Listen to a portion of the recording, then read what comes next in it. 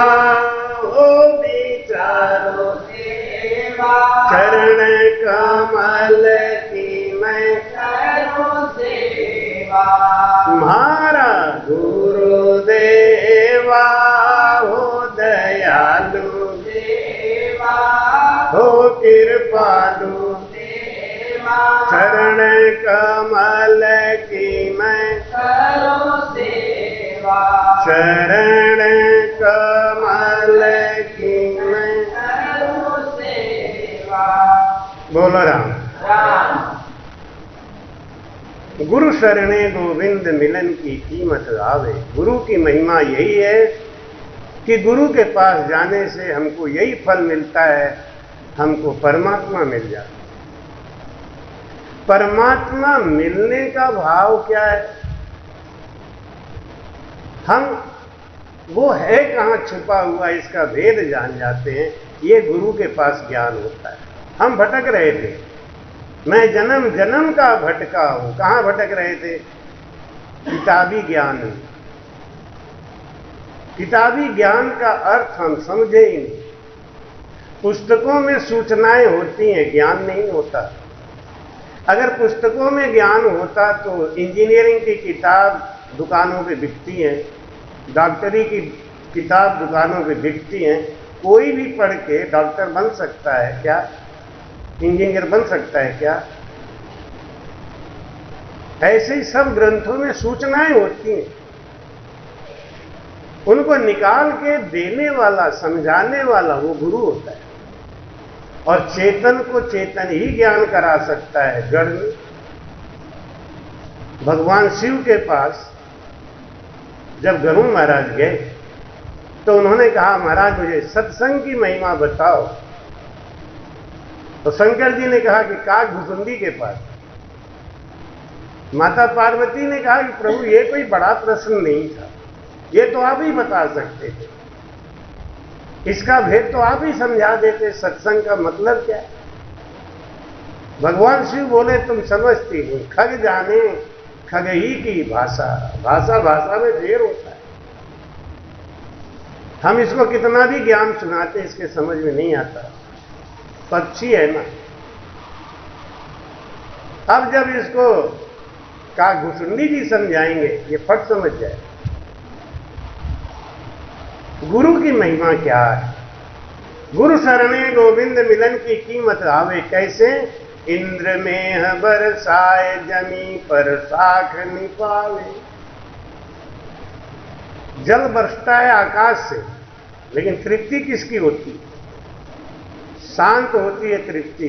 तृप्ति होती है पृथ्वी, शांत होती है पृथ्वी। ऐसे ही जब हम गुरु के पास जाते हैं तो वो अपने ज्ञान से हमारे अंदर जल रहे ज्वाला को शांत कर देते हैं। वो भेद बता देते हैं कि मात पिता बांधव सुत नारी, ये सब है मतलब के यार। ऐसा नहीं है, इसका भाव बहुत ऊंचा है। माता पिता भाई बंधु पत्नी पति, ये सब परमात्मा से मिलने में सहयोगी हैं, बंधन नहीं। लोग कहते थे, आज तक हमको यही समझाते थे, माया छोड़ दो माया छोड़ दो माया छोड़ दो। शरीर भी तो माया ही है। क्या शरीर को छोड़ सकते हैं? और शरीर को छोड़ देने के बाद क्या परमात्मा मिलेगा? लोग यही कहते हैं, माया छोड़ दो। ऐसे ही मात पिता बांधव सुत नारी। हमारी चंदा देवी, हाँ ये बेटी है। आपके पति महेश जी कहाँ? हाँ महेश जी, जरा थोड़ा सा इनको दिखाओ। महेश जी हाथ तो जोड़ी करते। और इधर चंदा भाई, इस तरफ चंदा भाई। अब ये माया कैसे हो सकते हैं? पति ने पत्नी को समझा लिया, पत्नी ने पति को समझा लिया, दोनों ने मिलकर इतना बड़ा आयोजन करा दिया। शुक्रताल में आज हम सब बैठे आनंद ले रहे। कितने लोग तो होंगे जो पहली बार शुक्रताल आए होंगे। देखिए बताइए, देखिए इतने लोग पहली बार आए। अब ये सब किसकी वजह से हुआ? हमारे चंदावती के और चंदा देवी और महेश जी की वजह से। तो ये माया नहीं कह सकते इनको। माता पिता बांधव सुत नारी, ये माया के कहाँ है?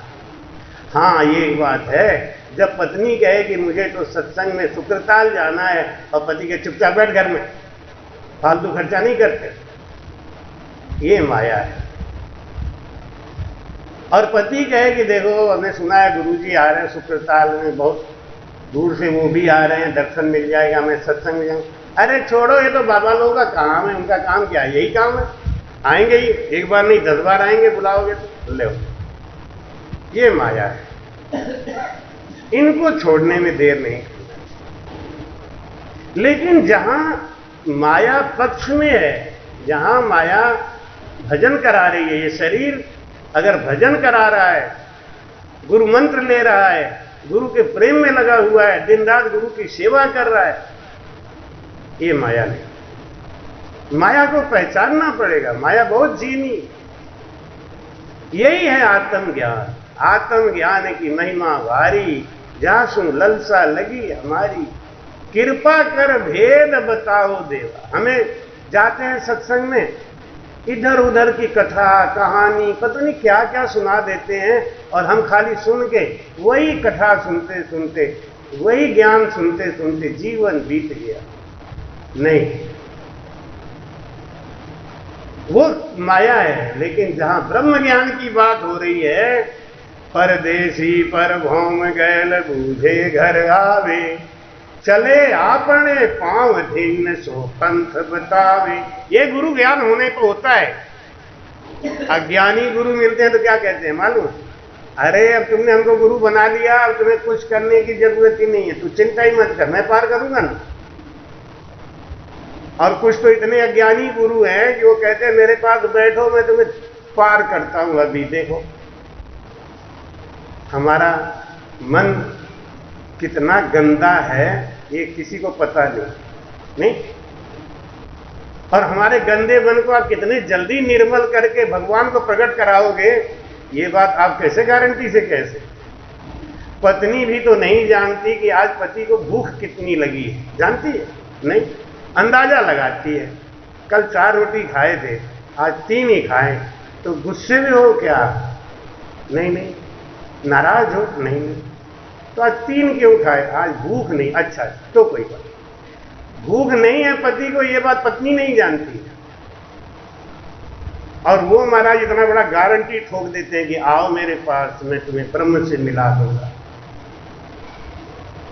यही भ्रम का नाश करता है, वो भ्रम हमारा टूट जाए। चले आपने पांव धिन्न सो पंथ बतावे। गुरु महाराज इसीलिए धन्य भागी कहलाते हैं, वो रास्ता बताते हैं। अभी जब हम लोग शुक्रताल आ रहे थे तो ये हमारे अभिनव जी हैं, बड़े प्रेमी हैं,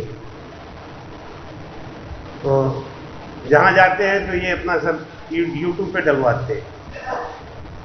तो इन्होंने क्या किया, मोबाइल पे वो डाल दिया लोकेशन, कहीं पूछने की जरूरत ही नहीं, मोबाइल बताता जा रहा है, ये गाड़ी चलाते जा रहा है और आगे शुक्रताल।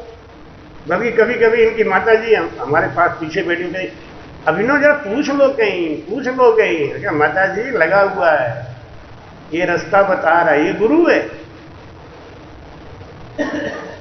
लेकिन ये रास्ता तो बताएगा, चलोगे नहीं, गाड़ी नहीं चलाओगे तो पहुंचोगे कैसे? गुरु के ऊपर बोझ बन गया, हमने तो गुरु बना दिया, अब बस अब कोई जरूरत नहीं है, चाहे भजन हो चाहे नहीं हो, हम तो पार हो ही जाएंगे। निर्मल मन जन सो मोहि पावा, निर्मल मन जन सो मोहि पावा, निर्मल मन जन सो मोहि पावा, मोहि कपट छल छिद्र न भावा, मोहि कपट छल छिद्र न भावा। केवल उसी सत्संग में जाना चाहिए जहां जाने के बाद हमारा कपट कम हो सके, झूठ कम हो सके। और ये कब कैसे होगा? जब हमको समझ आ जाए, ज्ञान। जब तक ज्ञान नहीं होगा ना हमारा झूठ खत्म होगा, ना हमारा कपट खत्म होगा। ये माया असार है। जब तक हम इसको नहीं समझेंगे तो माया क्या है, कौन सी चीज असार है, किसको छोड़ना है, किसको नहीं छोड़ना है। अब प्रभु कृपा करहु एहि भांति, अब प्रभु कृपा करहु एहि भांति, सब तजी भजन करऊं दिन, सब तजी भजन करऊं दिन राती। अब इसमें कई सवाल है जिनका उत्तर हमको पता नहीं है। हे प्रभु मेरे ऊपर कृपा करो। कृपा प्रभु कैसे करेंगे? कृपा करेंगे तो आपको संत से मिला देंगे, यही कृपा है बस। जब तक संत नहीं मिले आपको, आप समझ लीजिए आपके ऊपर प्रभु की कृपा नहीं। प्रभु की कृपा होगी तो संत मिलेंगे ही मिलेंगे। अब भरोसमय भा हनुमंता, बिनु हरि कृपा मिले नहीं संता। तो संत की मिलन की बात जहां आई वहीं प्रभु की कृपा हो गई। और तजना क्या है? बीवी बच्चे को नहीं छोड़ना है, परिवार को नहीं छोड़ना है, धन दौलत को भी नहीं छोड़ना है। छोड़ना किसको है हम यही नहीं आज तक समझ पाए। छोड़ना था नशा, छोड़ना था विकार, छोड़ना था गंदगी, वो तो पकड़े हुए हैं। कितने लोग तो बाबा बन गए और बड़ा भारी नाम है, लेकिन उनका हुक्का चिलम आज भी नहीं हुआ। कुछ लोगों ने तो अपना नाम ही रख लिया, चिकन बाबा, सिगरेट बाबा, पता नहीं कौन कौन से बाबा। क्या तजना था? उन्होंने परिवार छोड़ दिया, जिम्मेदारी छोड़ दी, घर छोड़ दिया। इसको छोड़ने के लिए नहीं कहा। ये तो परमात्मा ने दिया है। जो परमात्मा ने दिया उसको तो आपने छोड़ दिया। जो आपको यहां की फैक्ट्री ने बना के दिया, तंबाकू, गुटखा, गांजा, भांग, शराब, यहां के लोगों ने बना के दिया, उसको पकड़ लिया। ये क्या मतलब है? क्योंकि हमें भेद नहीं पता, गुरु नहीं मिले, ज्ञान नहीं हुआ। खाली रोज बैठ के रामायण गाएंगे, अब प्रभु कृपा करो यही भांति, जय सिया राम, सब तजी भजन करो दिन। अल्लाह, ढोलक मजीरा बजा रहे हैं, लोग नाच रहे हैं, गा रहे हैं, आनंद आनंद। आया क्या? रिजल्ट क्या आया? आप यहां बैठे हो, 2 घंटे बैठोगे, आपकी 1800 सांस चली जाएगी। बहुत बड़ी सौदागरी चल रही है हमारे आपके बीच में। एक सांस की कीमत 1 रुपया मानो। कितने रुपया खर्च कर रहे हो आप? 1800 2 घंटे में खर्च कर दिया आपने। इसकी चिंता नहीं है। लेके क्या जाएंगे? अरे हम तो गए थे ना, कोई महाराज आए काशी से, तो बस उनको सुन लिया, हाँ ऐसे कोई ऐसे ही बोल रहे थे। ग्रहण क्या किया? कुछ नहीं, तो बेकार गया सत्संग। मैं हमेशा हर सत्संग में बोलता हूं, अगर आप हमारे सत्संग में आए हैं और यहां से उठने के बाद अगर आपको 18 ज्ञान भी नहीं मिला तो समझिए वो सत्संग बेकार हुआ, हमारा बोलना भी बेकार हो गया। सबसे ज्यादा जीवनी खर्च होती है, जीवनी शक्ति खर्च होती है बोलने में। अब नहीं बोलूं तो सुनेगा क्या आदमी? नहीं सुनेगा तो चेंज कैसे आएगा? कभी कभी देखते हैं लोग सत्संग में जाके बैठ गए, अरे भाई ये काम करने के लिए घर है, कमरा है, रात में करो। यहां सत्संग सुनने आए हो तो यार ध्यान से सत्संग सुनो। एक तक महाराज कहते हैं, चले आपने पांव धिन्न सो पंथ बतावे। गुरु का धन्य क्यों है? गुरुदेव आप के धीन धीन। गुरु का धन्य क्यों है? रास्ता बताने वाले गुरु हैं। वो नहीं होते तो मारा सतगुरु पकड़ी बांह, नहीं तो मैं बह जाती। आप इस शुक्रताल में बैठे हैं, शायद आपको पता भी होगा, और नहीं है तो मैं बता देता हूं। और YouTube पे जा रहा है तो YouTube वाले जितने लोग पूरा विश्व सुनता है उनको भी पता चल जाए कि आप शुक्रताल में कहाँ बैठे। अभी महाराष्ट्र से एक बच्चे का फोन आया, उसमें मैसेज आया, गुरुजी शुक्रताल है कहाँ, कौन से राज्य में, और इसका महत्व क्या है, आप वहाँ क्यों बैठते हैं। 4 सवाल दाग दिए। हमने उसको लिख दिया, सत्संग सुनते रहना, समझ में आ जाएगा। इसीलिए मैं अपना नंबर नहीं देता किसी को, यही लोग अपना नंबर देते हैं, इन्हीं से बातें होती है, हम नहीं। क्यों ऐसे ऐसे सवालों का उत्तर देने बैठ जाएंगे, पूरा दिन निकल जाएगा उत्तर देने में, हमारा अपना निज का काम करो। बहुत लोग कमेंट में डालते हैं, अनुभवदा जी का नंबर चाहिए, अनुभवदा जी का नंबर चाहिए। तो लोग पूछते हैं, विनोद पांडे वगैरह, महाराज ये नंबर देना है आप। नहीं, तुम दे दो बात, अपना नंबर तुम ही बात कर लो, जो तुम नहीं समझा दो हमें पूछो, हम बता दें। चले आपने पांव धिन्न सो पंथ बतावे, अपने पैर से चलना पड़ेगा।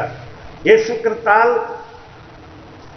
5000 साल पहले जब कलयुग लगा तो यहाँ के सबसे पहले राजा थे परीक्षित, अभिमन्यु के पुत्र, पांडवों के एकमात्र उत्तराधिकारी परीक्षित, जिनको गर्भ में ही अश्वत्थामा ने मारने का प्रयास किया था, लेकिन वहां पे भगवान ने उनकी रक्षा करी, उनको अपना चतुर्भुज रूप वही दिखा दिया था गर्भ में। जिन्होंने भगवान का साक्षात दर्शन किया था उनको भी माया ने नहीं छोड़ा।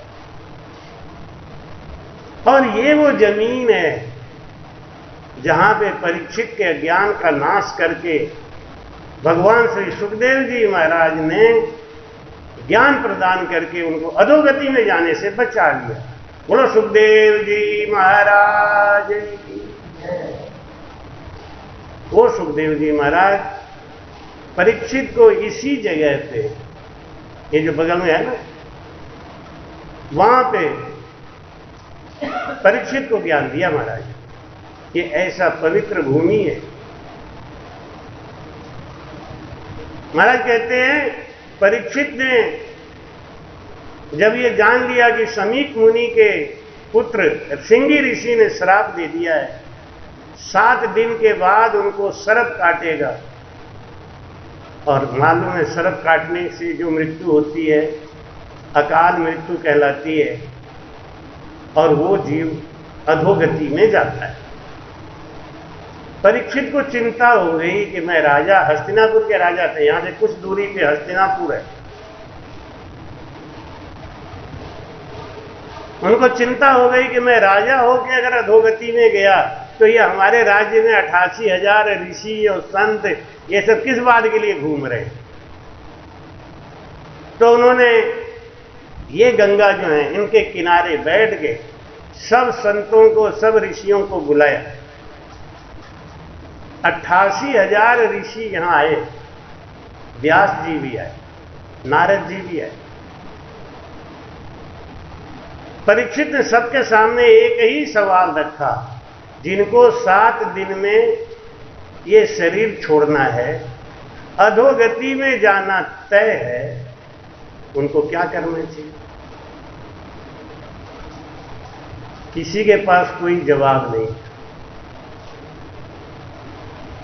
क्योंकि गर्भवास में रक्षा करने वाले परमात्मा, भोजन देने वाले परमात्मा, ब्रह्मा सिरजो रचन को विष्णु करण प्रतिपाल, शिव को रचो संहार को इंद्र में बरसन माल, पाप पुण्य के न्याव को सिरजा है धर्मराय, संत सिर जीव उदाहरण का। बोलो राम। माया और ब्रह्म ने मिलके ब्रह्मा को बनाया, विष्णु को बनाया, शंकर को बनाया, इनको अलग अलग काम दे दिया। जैसे किसी बाप के 4 बेटे हैं, किसी को इंजीनियर बनाया, किसी को डॉक्टर बनाया, किसी को वकील बनाया, किसी को फोर्स में भेज दिया। इन चारों के काम अलग अलग है, बाप एक ही है। लेकिन अगर उन जो फोर्स में गया है उससे कह दो कि तू हमारा मुकदमा लड़ दे, तो क्या करेगा बेचारा? और जो वकील बना है उससे कहो कि तुम हमारा पेट का दर्द ठीक कर दो, तो क्या करेगा? और जो डॉक्टर है उससे कह दो आप दुनिया भर का पर्चा बनाते हो तो मेरे मकान का नक्शा बना दो, तो क्या बनाएगा? सबकी जिम्मेदारी अलग अलग है। ब्रह्मा सिरज्यो रचन को, ब्रह्मा की रचना करी कि जीव बनाओ तुम, और विष्णु से कह दिया कि जितने भी जीव ब्रह्मा जी ने बनाए हैं उनका पालन करो और रक्षा करो।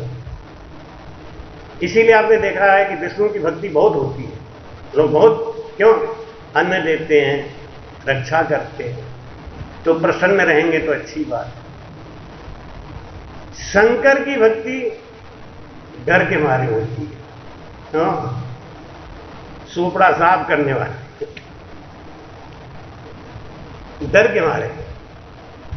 गुरु की भक्ति क्यों नहीं होती? गुरु से डर ही नहीं लगता। अरे गुरु जी कहा जाए ऐसे, हाँ वैसे गुरु जी क्या करना है, गुरु गुरु गुरु गुरु करती रहे। हरि डर गुरु डर जगत डर, डर करनी वैसा। कितने लोग वहां बैठे थे, सबने वेद पढ़ लिया, पुराण पढ़ लिया। व्यास जी ने तो 4 वेद बनाए, पुराण बनाए, शास्त्र सब वेद व्यास जी ने बनाए।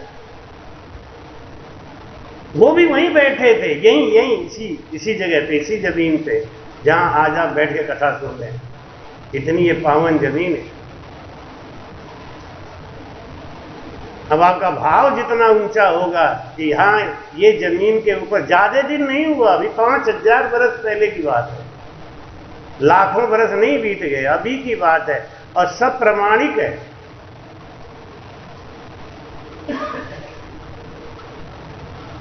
कोई जवाब नहीं दे पाया। परीक्षित ने कुर्सी रख दी कि ये कुर्सी के ऊपर वही बैठेगा जो हमारे प्रश्नों का उत्तर दे, वो मेरा गुरु बनेगा, मैं उसी को गुरु बनाऊंगा। कोई नहीं बैठे। सबने अपने अंतरात्मा से टटोल लिया कि नहीं, मैं इस लायक नहीं। पहले लोग अपने अंतरात्मा की आवाज सुनते थे और मानते थे। आज तो जानते हैं कि हम इस लायक नहीं हैं, लेकिन कुर्सी मिल जाए तो महाराज तोड़ देंगे कुर्सी, झटका मारेंगे, हम बैठेंगे कि हम बैठेंगे कि हम।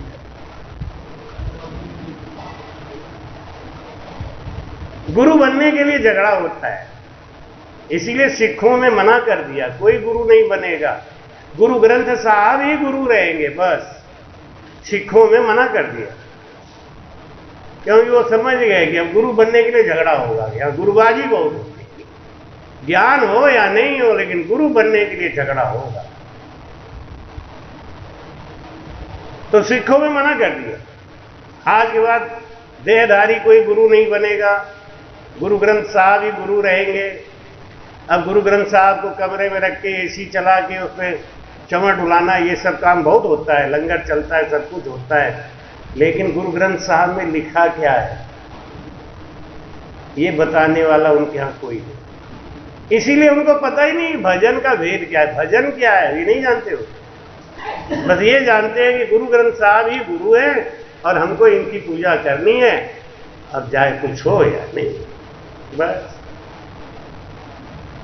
नारद जी हरिद्वार गए, सुखदेव जी महाराज वहां बैठे थे, भजन कर रहे थे। सुखदेव जी महाराज वही है जिन्होंने शंकर भगवान के द्वारा पार्वती जी को जो ज्ञान दिया गया, केवल ज्ञान, आत्म ज्ञान, उस ज्ञान को तोते के रूप में सुन लिया।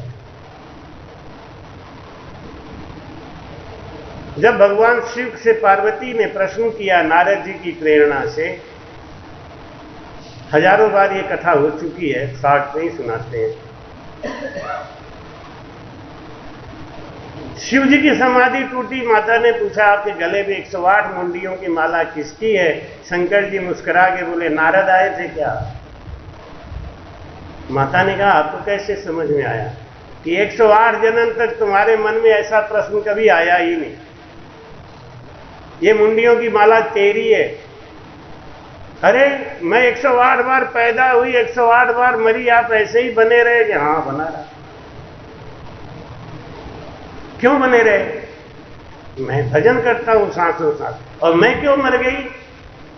क्योंकि तुम तप करती हो, जप करती हो, बदले में एक आस्था रखती हो, शंकर भगवान जैसा मुझे पति मिले। मैं तुम्हें मिल जाता हूं, तेरे तप और जप का रिजल्ट 0, खत्म हो जाता। भक्ति किया था बहुत अच्छी बात है, लेकिन भक्ति में जो मांगा वो तुम्हें मिल गया, बात खत्म। आप रोज मंदिर जाते हैं और यही मनौती मान लीजिए कि मेरे लड़के की बुद्धि सही हो जाए। बुद्धि सही हो गई, आपका इतने दिन जाने का सब फल खत्म। अब वो उसका कोई किराया नहीं बनेगा। नहीं नहीं नहीं, हमने तो इतने दिन, अरे तो उसका फल मांग लिया ना। जब फल मांग लिया तो बात खत्म। इसीलिए कहते हैं मांगन भला न बाप सू जे विधि राखे टेक। परमात्मा अगर टेक रख दे, अगर आपकी इज्जत रख दे, तो भगवान से भी नहीं मांगना चाहिए। क्या मांगना? लेकिन भूख लगी है, खाने को कुछ नहीं है, तो मांग लेना चाहिए। ज्यों विधि राखे टेक। अगर परमात्मा भूखा रखा है, खाने को नहीं है, तो मांगने में बुराई नहीं।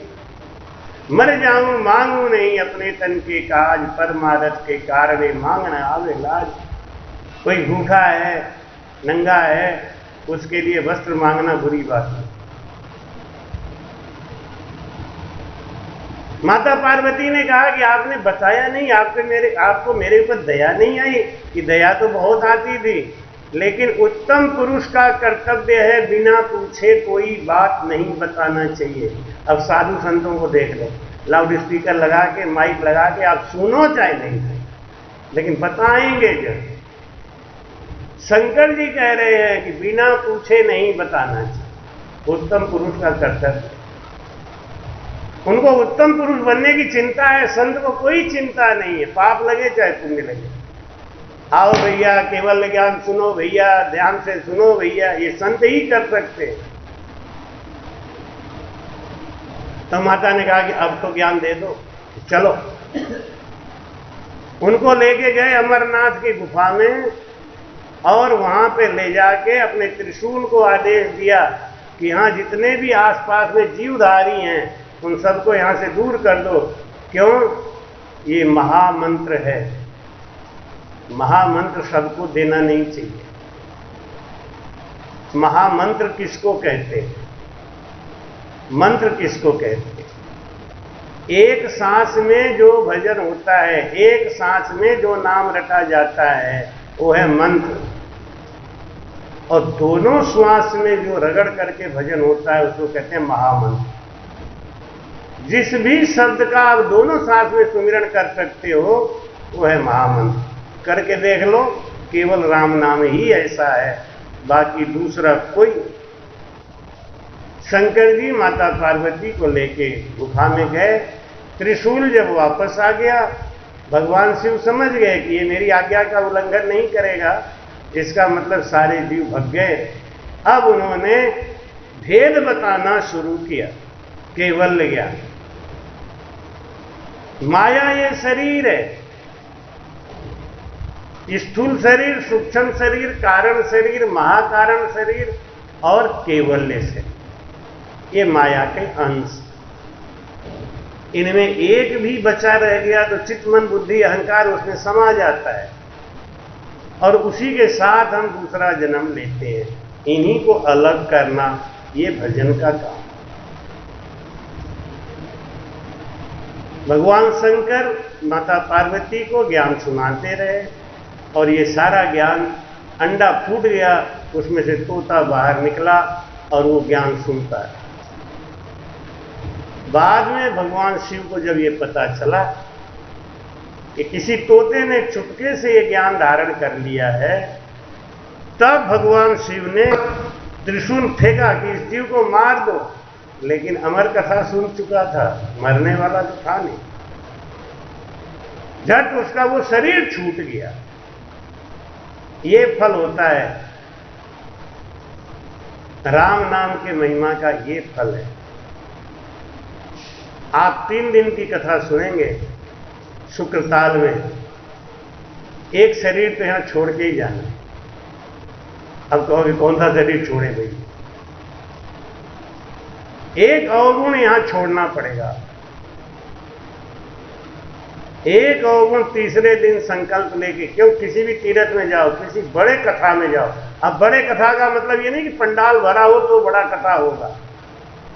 बड़ा कथा का मतलब ये नहीं कि अगर 10 लाख खर्चा करोगे तभी बड़ा कथा होगा। बड़ा कथा का मतलब ज्ञान बड़ा होना चाहिए। जैसे हम अंदर घुसे थे, अगर वैसे ही बाहर गए, बेकार। कुछ न कुछ, अरे गोबर भी होता है ना, गोबर भी अगर मिट्टी में गिर पड़े और आप उठाओ तो खाली नहीं उठता, मट्टी लेके उठता है। हम गोबर से भी खराब है का? हम गिरेंगे, बैठेंगे तो यहां से जब जाएंगे तो कुछ लेके जाएंगे, और फिर अगले दिन आएंगे तो दूना उत्साह से आएंगे, दूना मन से आएंगे। और वो तोते का शरीर छूट गया, खाली ज्ञान सुनने से 84 कट गई। नारद की 84 काटी, गुरु मिलिया कालू की रे, गुरु मिलिया कालू की रे, पाया जन्म पदारथ हीरा रे, पाया जन्म पदारथ हीरा रे, पाया जन्म पदारथ हीरा रे, पाया जन्म पदारथ हीरा। गोपी चंद और राजा भरत री, गोपी चंद और राजा भरत री, राज तज भया फकीरा रे, राम राज तज भया फकीरा रे, पाया जन्म पदारथ हीरा रे, पाया जन्म पदारथ हीरा रे। वो तोता राम कथा सुनने से उसका शरीर तुरंत छूट गया। तोते की 84 कट गई, मनुष्य तन में आए और वो सुखदेव जी महाराज बने। वही सुखदेव जी महाराज जिन्होंने शंकर भगवान के मुख से अमर कथा सुनी, भजन का भेद सुना, कंठ स्थान पे भजन करते हैं, फिर हृदय स्थान पे, फिर मध्य स्थान पे, फिर नाभि स्थान पे, फिर ब्रह्म स्थान पे, फिर गणेश स्थान पे, फिर बंकनाल पे, फिर मेरुदंड पे, फिर त्रिकुटी पे, फिर शिव ब्रह्म, चिदानंद ब्रह्म, पार ब्रह्म, 12 स्थानों का छेदन करके ये जीव 12 गांठों में बंधा हुआ है, उनको फोड़ के मुक्त हो जाता है। लेकिन ये होता भजन से ही, और वो भजन का भेद गुरुजी ही बताते। तो महाराज कहते हैं कि राम राम जन सुखिया फल नीर रे, पीवत तरवर माई, समर्थ साहिब पाविया, सतगुरु शरण। बोलो राम।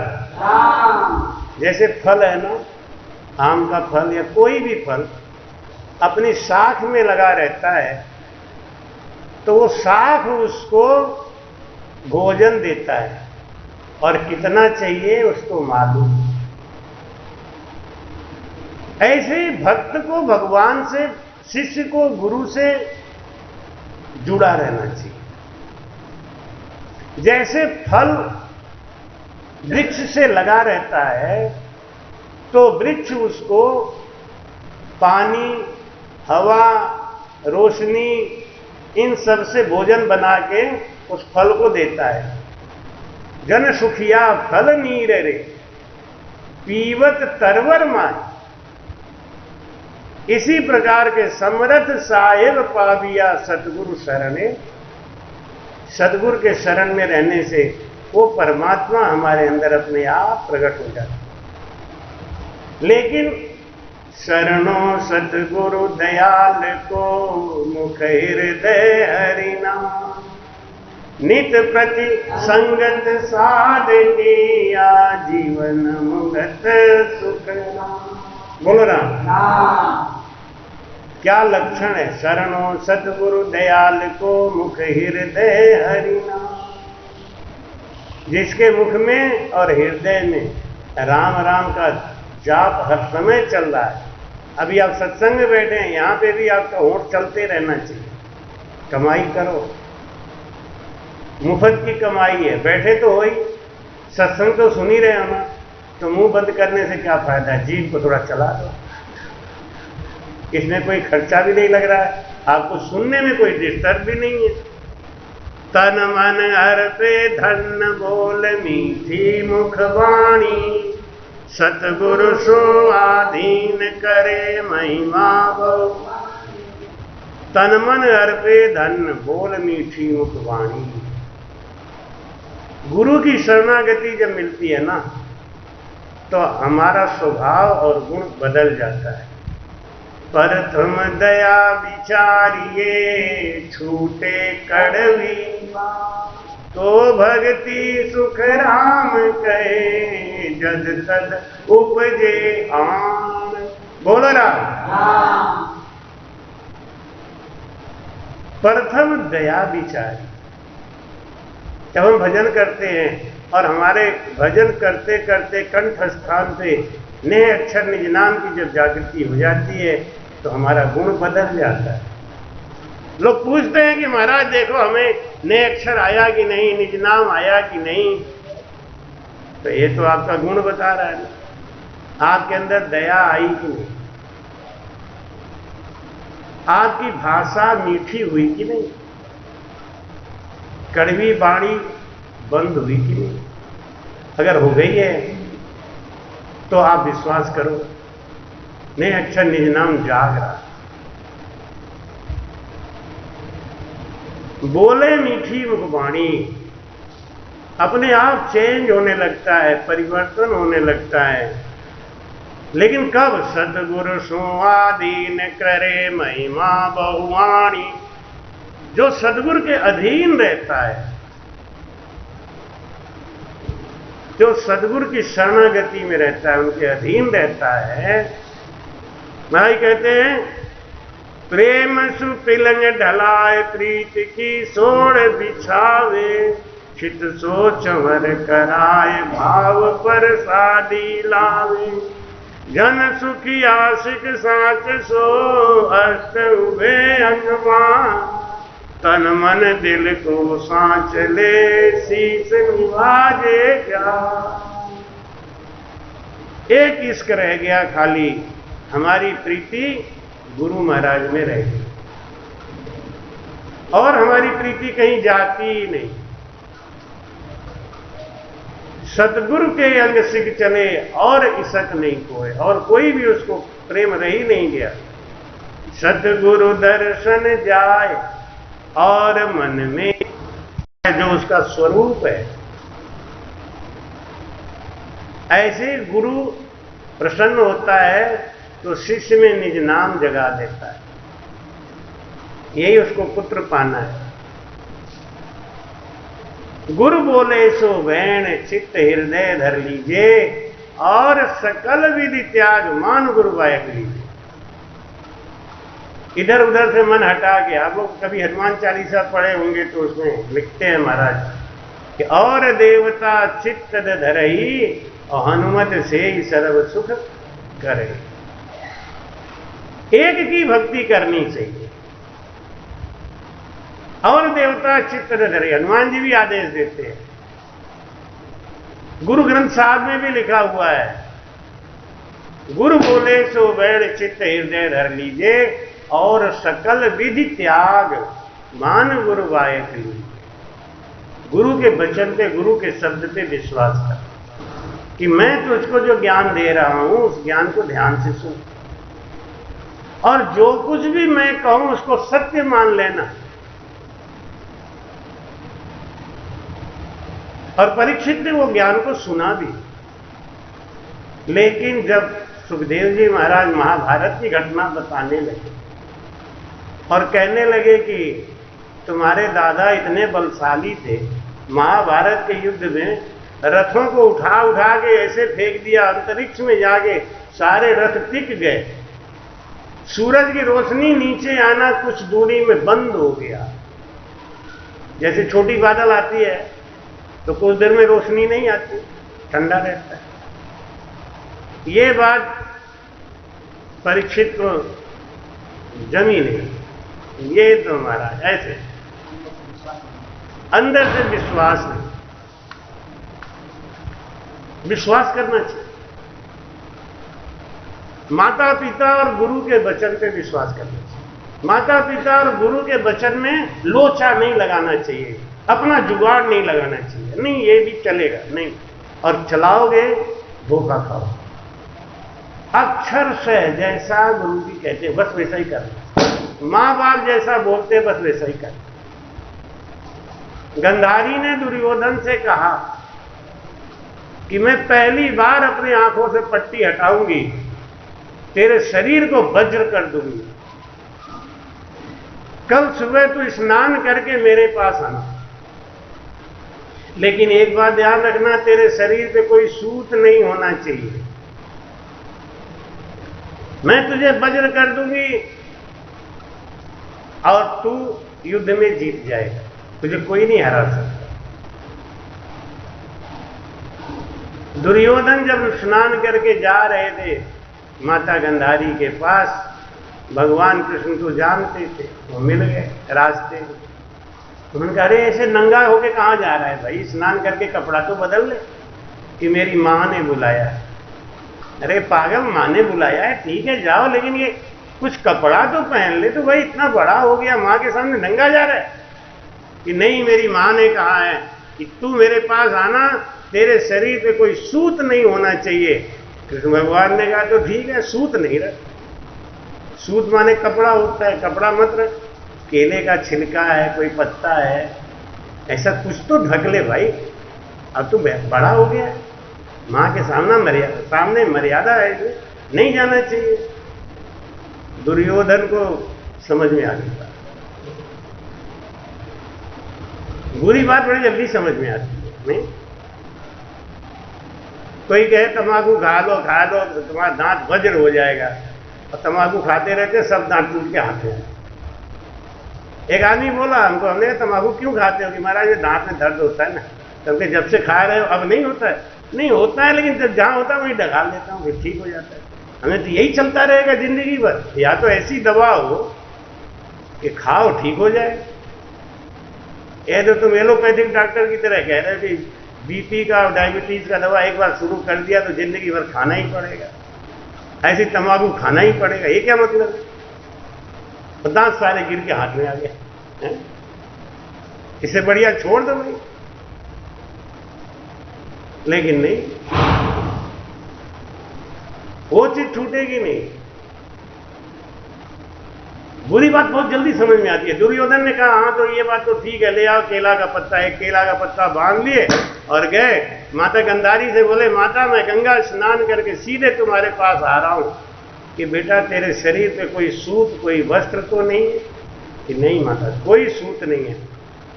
कि तू मुझे बिल्कुल सही वचन देना, झूठ मत बोलना, क्योंकि मैं आंख खोलूंगी जितनी जगह पे मेरी निगाह पड़ेगी वो सब वज्र हो जाएगा। और वही हुआ था युद्ध भूमि में। जब भीम गदा मारते थे दुर्योधन के सर पे तो खन्न की आवाज होती और 1.5 हाथ दुर्योधन जमीन में धंस जाता, लेकिन सर नहीं फटता। पीठ पे मारते तो चिंगारियां निकलती। भीम भी परेशान हो गए, ये क्या हो गया इसके। गंधारी ने कहा मैं आंख खोलूं? कि हाँ खोलो। आंख खोल के देखा तो यहां केला का पत्ता चिपका हुआ। करे ये तुमने केला क्यों चिपकाया? अब माता जी मर्यादा की बात है, मैं आपके सामने आ रहा था। देखो, माता पिता गुरु इन तीनों की बात जैसी है वैसे ही मानो, उसमें अपनी मत लगा। अपनी लगाए तो गड़बड़। गंधारी रोने लगी कि बेटा तेरा शरीर वज्र हो गया लेकिन कमर कच्चा है। परीक्षित की नाक कच्ची रही, जहां तक्षक ने डस लिया, उनको असर हो गया। और लोग कहते हैं कि परीक्षित का मोक्ष हो गया। परीक्षित मोक्ष में नहीं गए, अधोगति में जा रहे थे, नरक में जा रहे थे। सांप काटता, अकाल मृत्यु होती, नरक में जा रहे थे। उनको आत्मज्ञान करा दिया सुखदेव जी महाराज जी ने कि मरने वाला शरीर है, तू आत्मा, आत्मा कभी नहीं मरती। माया मरी न मन मरा, मर मर गया शरीर। माया मरी न मन मरा, मर मर गया शरीर। आशा कृष्णा नाम री, कह गए दास कबीर। राम जी कह गए दास कबीर। बोलो राम। मरना किसको था?